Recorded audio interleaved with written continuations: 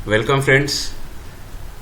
आज हम बात करते हैं एक और सिकंदर की, जो कि शेयर मार्केट के अंदर अपने सेक्टर में तो कम से कम सिकंदर वो है ही। और ये जो सिकंदर है ये एनर्जी सेक्टर से है। एनर्जी सेक्टर के अंदर जो गुजरात गैस है फ्रेंड्स, इसके रिजल्ट्स अभी 5 मई 2020 को ही आए हैं। और जो क्वार्टर टू क्वार्टर बेसिस पे इसके रिजल्ट्स बहुत ज़बरदस्त थे, लेकिन अब चूंकि क्वार्टर तो बीत चुका है, इसलिए ईयर टू ईयर इसके जो रिजल्ट्स हैं कैसे हैं और पिछले 3 साल में कैसे थे, उन सब का कंपैरिजन आज देख लेते हैं। लेकिन ये जो गुजरात गैस फ्रेंड्स, ये जो कंपनी है ये सिटी डिस्ट्रीब्यूशन करती है, within the city distribution of purchase, sale, transport and trading of CNG gas, LNG, LPG और 2 एक और गैसेज हैं जिनकी ये डिस्ट्रीब्यूशन कर पूरा मतलब परचेज, सप्लाई, डिस्ट्रीब्यूशन, ट्रांसपोर्टिंग करती है। और ये जो बेसिकली ट्रांसपोर्ट करती है ये थ्रू ट्रक्स, ट्रेन्स और भी जो पाइप्स वगैरह से या सूटेबल मीन से जो गैसेस हैं उनको गुजरात गैस ट्रांसपोर्ट करती है। फ्रेंड्स, अगर इसके जो अगर इनके फंडामेंटल्स देखे जाएं, फंडामेंटल्स फ्रेंड्स मैं क्यों कहता हूं कि फंडामेंटल्स देखना ज़रूरी है, क्योंकि देखिए हमेशा बोलते हैं कि सोच समझकर जो है इन्वेस्ट कर, ठीक है ना। तो अगर फंडामेंटल अच्छे, कंपनी के फंडामेंटल अच्छे हैं और फंडामेंटल अच्छे हैं तो नेचुरली जो है उसके जो टेक्निकल्स हैं वो भी मतलब अच्छे ही रहते हैं, वो अप ट्रेंड के अंदर आ जाते हैं। इसलिए फंडामेंटल और टेक्निकल दोनों का जानना बहुत ज़रूरी है एक ट्रेडर के लिए। तो फ्रेंड्स, अब ये यहाँ पर ये देख लेते हैं कि ये जो 2019 और 20 का आपस में कंपैरिजन देख लेते हैं। जो इक्विटी थी ये 138 करोड़ थी, कोई इसमें बढ़ोतरी नहीं है। लेकिन एक बात ज़रूर है कि जितने इसके रेवेन्यूज़ हैं उसके सामने इक्विटी बहुत छोटी है। और लास्ट ईयर से जो रेवेन्यूज़ इसके बढ़े हैं, जो टोटल इनकम इसकी बढ़ी है वो 24.25% ऑन ईयरली बेसिस बढ़ी है, गजब है। और जो नेट प्रॉफिट है, नेट प्रॉफिट में आप देख लीजिए करीब 400% का जंप इसने लिया है, जो कि डेफिनेटली एक कमाल की चीज़ है अपने आप के अंदर। हालांकि जो PE है वो ज़्यादा इसका बड़ा नहीं है, ठीक है। डेट टू इक्विटी रेशियो आप ये देख लीजिए कि डेट टू इक्विटी रेशियो भी रिड्यूस हो चुकी है। मैं ये तो नहीं कहता हूँ कि कंपनी जो है ये इसके पास डेट बहुत ज़्यादा है, क्योंकि अगर डेट टू इक्विटी रेशियो 2 होती है तो हम बोलते हैं कि भाई कंपनी का डेट टू इक्विटी रेशियो जो है वो ठीक नहीं है। लेकिन यहाँ तो debt to equity ratio basically 0.5% ही है, तो दिस इज़ वेरी गुड। और दूसरा, अगर आप बुक वैल्यू देखें, बुक वैल्यू का में भी सब्सटैंशियल इंक्रीज है over the last year.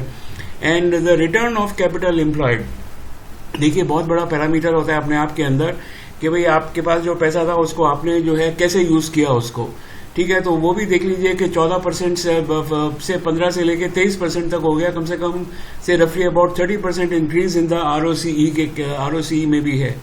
And return on assets देखिए, वो तो बिल्कुल जिसको बोलते हैं कि 2.5-3% ऊपर हो गया, 2.5-3% नहीं 2.5-3 टाइम्स ऊपर हो गया, ठीक है। अब फ्रेंड्स, जो फाइनली जिसको बोलते हैं जहां छक्का लगाया है वो छक्का लगा है, इसने मारा है एबिटा मार्जिन में, जो कि बढ़कर 12.43% हो गया है, ठीक है। इसका मतलब ये है अब इसके पास इतना पैसा आ गया है कि इस पैसे से वो लैंड खरीद सकता है, प्लांट खरीद सकता है, मशीनरी खरीद सकता है, बिजनेस में डाल सकता है, जैसे चाहे बिजनेस की ग्रोथ को जो वो है आगे लेकर जा सकता है, फर्दर लेकर भी जा सकता है। तो इसका जो फ्रेंड्स जो प्रेजेंट है वो रियली जो प्रेजेंट है वो बहुत अच्छा है। और यही बात नहीं है, आप ये देखिए इसके जो रिजर्व एंड सरप्लस हैं वो भी 2046 करोड़ से पिछले साल से बढ़कर जो है ये 3153 करोड़ हो गए हैं, जिसके अंदर जिन्होंने 1100 करोड़ रुपए का करीब सरप्लस फंड अपने पास जमा रखा है फ्यूचर एक्सपेंसेस के लिए। तो एक तो फ्रेंड्स क्या है कि जो एबिटा मार्जिन है वही कम जो है करीब आप ये देख लीजिए यहाँ पर 12.43% बढ़ा है, और इसके अलावा कैश एंड रिजर्व्स भी इसके बड़े हैं। तो फिर और ट्रेडर को क्या चाहिए, ये हमारे लिए एक सहारा हो जाता है कि भाई हाँ, कंपनी की जो फाइनेंशियल पोजीशन है वो बहुत अच्छी है। यही नहीं फ्रेंड्स, अब देख लेते हैं इसका प्रेजेंट तो अच्छा है, इसका पास्ट इसका कैसा रहा। तो पास्ट 3 साल का जो कंपाउंडेड एनुअल ग्रोथ है वो 8.29% है, बहुत अच्छी ग्रोथ है। प्रॉफिट आप देखिए 26.10%, it is compounded annual growth. और return on equity is 17.82% and the stock price is as high as 21.81%, गजब है। तो मैं बोलता हूं कि तीनों पैरामीटर्स के ऊपर जो है गुजरात गैस ने जो है रिजल्ट्स को डिलीवर किए हैं। तो जहां तक फाइनेंशियल स्टेबिलिटी की का सवाल है तो फ्रेंड डेफिनेटली जो है ये एक अच्छा स्टॉक माना जाएगा।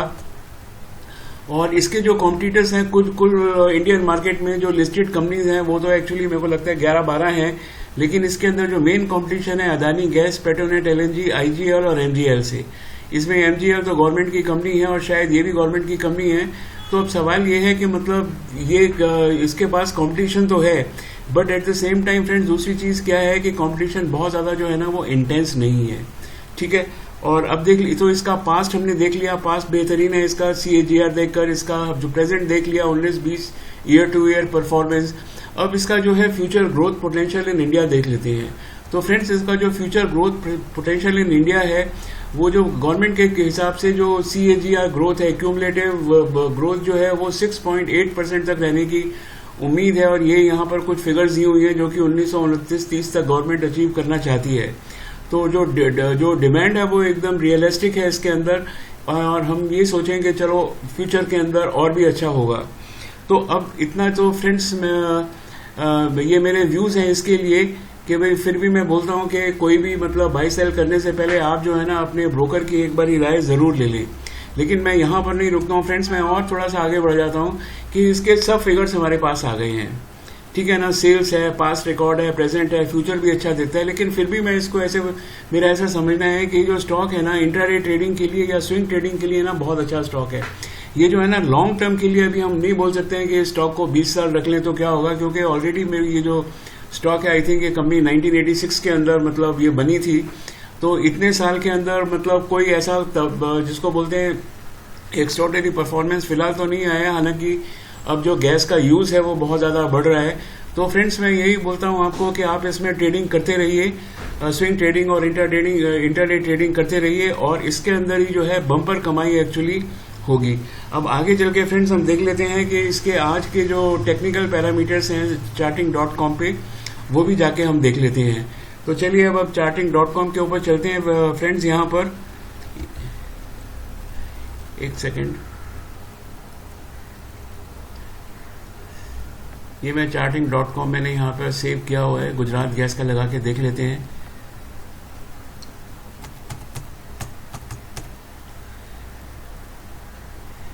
ये गुजरात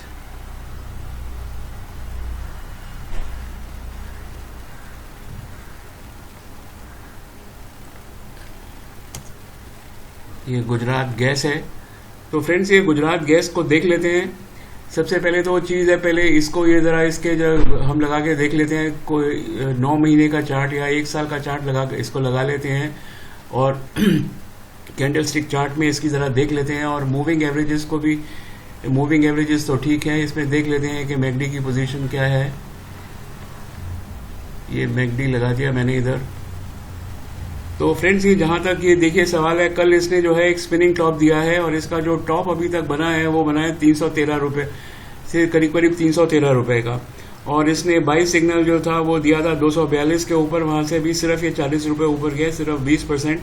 और ये भी इसने 1/6 को दिया है, मतलब अभी पिछले 4-5 दिन के अंदर ही इसने जो है रफली अबाउट 20% इसने गेन दे दिए हैं। और ये यहाँ पर जो RSI है, ये RSI शो कर रहा है फ्रेंड्स के अब इसमें ऊपर जाने की जगह, तो ये शो कर रहा है कि शायद ऊपर जाने की जगह इसके अंदर नहीं है। लेकिन ये फिर भी मतलब जब तक इसके अंदर वॉल्यूम ठीक रहेगी ये जो है ऊपर ही जाता रहेगा, इसके अंदर कोई इशू नहीं है। क्योंकि पहले भी आप देखिए यहाँ पर ये जो था ओवरबॉट जोन में था, लेकिन ये ऊपर ही चलता रहा। तो कहाँ तक जाएगा तो वो देखने वाली बात है। और दूसरी चीज़ ये है कि इसका ये जो इसका भी जो अभी तो ये कुछ नहीं कह रहा, मैकडी भी यही बोल रहा है कि शायद थोड़ा सा मार्केट अगर ठीक रहेगी तो और ऊपर चला जाएगा। लेकिन फ्रेंड सवाल यह है कि इसके रिजल्ट्स अभी 5 तारीख को निकले हैं, तो हमको इसको खरीदना तो किसी भी कीमत पे नहीं चाहिए। इसको एक बार तो इसको गिरना बहुत ज़रूरी है।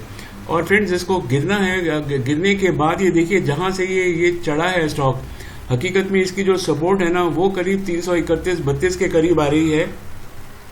तो मेरा तो यही मानना है कि सबसे इसका बेस्ट बाइंग प्लेस वही रहेगा, लेकिन फिर भी देखना पड़ेगा। और दूसरा ये है कि जो स्टॉक है ये 249 के ऊपर भी इसने एक बारी करीब दो बारी इसने यहाँ पर जो है सपोर्ट लिया है। तो बिटवीन 230 एंड 249 अगर ये 240 के आसपास 230 240 के आसपास अगर ये आपको मिल जाए तो यहाँ से आप जो है एक ट्रेडिंग को स्टार्ट कर सकते हैं।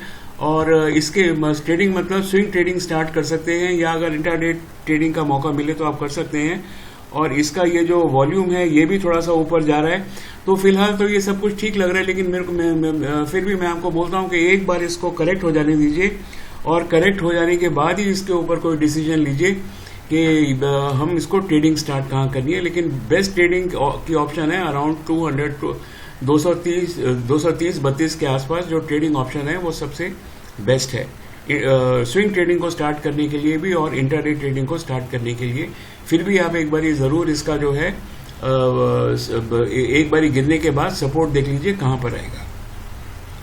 Thank you very much friends. I hope कि आपने जो है मेरा चैनल जो है